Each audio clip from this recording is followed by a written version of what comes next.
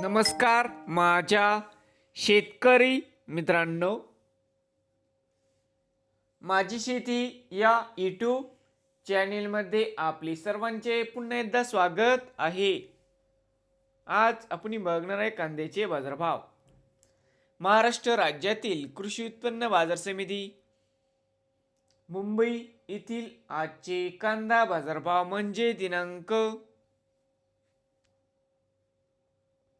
27 जून 2026. सर्व शेतकऱ्यांनी हा व्हिडिओ संपूर्णपणे बघा, कुठे स्किप करता. कांदा दरामध्ये होत आहे चांगली वाढ.